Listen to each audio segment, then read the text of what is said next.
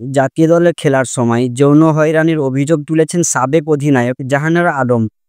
তার অভিযোগ, জাতীয় নারী দলের সাবেক নির্বাচক মঞ্জুরুল ইসলাম মঞ্জু এবং নারী বিভাগের সাবেক ইনচার্জ প্রয়াত তৌহিদ মাহমুদ তাকে যৌন হয়রানি করেছিলেন। তার এসব অভিযোগের পর বিষয়টি তদন্তে কমিটি গঠন করেছে বাংলাদেশ ক্রিকেট বোর্ড। তবে বাংলাদেশ জাতীয় ক্রিকেট দলের সাবেক অধিনায়ক তামিম ইকবাল চান আরও বড় পরিসরে তদন্ত হোক। তিনি এহেন ঘটনার শাস্তি দাবি করে ক্রীড়া পরিষদ ও সরকারকে অধিকতর তদন্তের আর্জি জানিয়েছেন। সামাজিক যোগাযোগ মাধ্যমে জাহানারার ওই অভিযোগ ইস্যুতে লম্বা এক মন্তব্য লিখেন তামিম। সেখানে তিনি লিখেন, জাহানারা আলম যে অভিযোগগুলো তুলেছেন সবগুলোই গুরুতর এবং সেসব সত্যি হলে তা কোনোভাবে মেনে নেওয়ার মতো নয়। শুধু একজন জাতীয় ক্রিকেটার বা সাবেক অধিনায়ক বলে নয়, যে কোনো পর্যায়ের ক্রিকেটার হোক বা যে কোনো খেলার ক্রীড়াবিদ কিংবা যে কোনো নারী, কারো প্রতি এমন আচরণ কোনোভাবে গ্রহণযোগ্য নয়। তামিমের চাওয়া এমন অপরাধের শাস্তি যেন নিশ্চিত হয়। বিসিবি একটি তদন্ত কমিটি গঠন করেছে বটে, তবে আমি মনে করি এসব অভিযোগ খতিয়ে দেখতে জাতীয় ক্রীড়া পরিষদ কিংবা সরকারি পর্যায়ে একটি স্বাধীন তদন্ত কমিটি গঠন করা হোক, যেখানে বিসিবির সংশ্লিষ্ট কেউ থাকবে না, যাতে বিন্দুমাত্র পক্ষপাতের সুযোগ না থাকে। যত দ্রুত সম্ভব এই কমিটি গঠন করা উচিত ও সর্বোচ্চ গুরুত্ব দিয়ে ব্যাপারটিকে দেখা উচিত।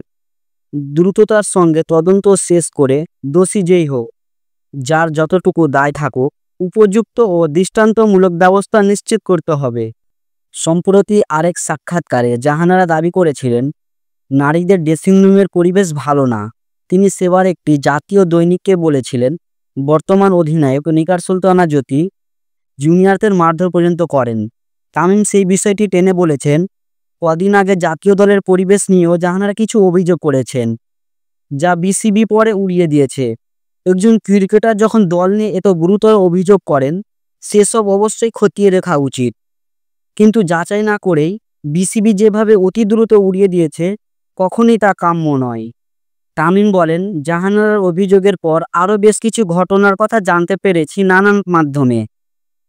আমি প্রতিটি নারী ক্রিকেটারকে অনুরোধ করব, যারা নানা সময়ে এসব ঘটনার শিকার হয়েছেন, সেটা সরাসরি হোক বা আকার ইঙ্গিতে, যে কোনোভাবে হেনস্থার শিকার হয়েছেন, সবাই মুখ খুলবেন এবং সাহস নিয়ে এগিয়ে আসবেন। দেশের ক্রিকেট তথা ক্রীড়াঙ্গনের স্বার্থে, বর্তমান এবং ভবিষ্যৎ প্রজন্মের স্বার্থে এটা প্রয়োজন। কথা দিচ্ছি, আমাকে ও আমাদেরকে আপনাদের পাশে পাবেন। জাহানারার অভিযোগগুলোর প্রেক্ষিতে যথাযথ ব্যবস্থা যদি না নেওয়া যায়, যদি ন্যায় বিচার নিশ্চিত না করা যায়, তাহলে ভবিষ্যতে কোনো মেয়ে ক্রিকেট বা যে কোনো খেলায় আসতে ভয় পাবে, খেলাকে পেশা হিসাবে বেছে নিতে পিছপা হবে।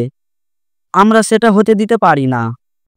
বাংলাদেশ ক্রিকেটের এর আগেও নারী দলের অভ্যন্তরীণ সমস্যার খবর শোনা গিয়েছে, কিন্তু এবার যেভাবে একজন সিনিয়র নারী পেসার সরাসরি মুখ খুলেছেন এবং তার পাশে দাঁড়িয়েছেন তামিমের মতো তারকা, তা সত্যি নজিরবিহীন।